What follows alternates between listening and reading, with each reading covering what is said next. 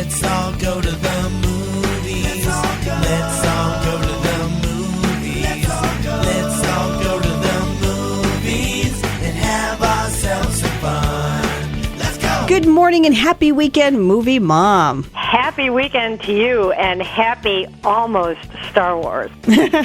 Happy almost Star Wars, Movie Mom. I'm sorry. I'm seeing it on Tuesday. The rest of the world will be seeing it next Friday. You're geek in residence. Jeff is on vacation, so sorry. He just cannot handle the fact that I'm going to see it before everybody else. He sure can't. Okay, so let's talk about this week. What we have this week is really just one big nationwide release. It is a disappointment. I'm a big fan of Ron Howard. I really love his movies. In the Heart of the Sea with Chris Hemsworth in a whaling story that is supposed to be the real story that inspired Moby Dick. Well, Moby Dick, of course, is a masterpiece. This movie, not so much. The special effects are amazing. The visuals are gorgeous. The story is not that great. Centuries before, sailors feared sailing off the edge of the earth. All hands on deck! But we were headed for the edge of sanity. I believe you have seen things no one else has seen.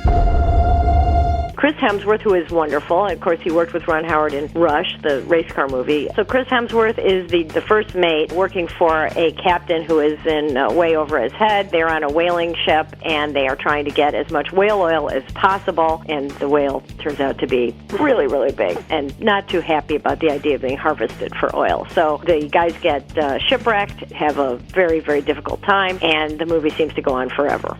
I did have a really good talk with the guy who wrote the score, and the percussion in the score all comes from the ship itself. He actually went and played the ship. He was banging on the hull and wiggling the sails and all of that. You know, all the little elements of it are great. It's just I thought the story was disappointing. So now's the time for you to catch up on, the Hunger Games or whatever else is in theaters, and to get ready for next week, because not only do we have Star Wars next week, if you are not a total Star Wars geek, I probably don't want to talk to you, but that's okay because you'll have another choice. We got a movie called Sisters with Tina Fey and Amy Poehler opening up next week. Oh my God, I cannot wait. I cannot wait for that. It's based on a true story, and it looks insanely great, like over the moon. I cannot wait for both of those movies next week. Okay, Movie Mom, you can catch this interview up at WJBQ.com, where we always have a link to MovieMom.com. Have yourself a great weekend, Movie Mom. We'll catch up with you next week.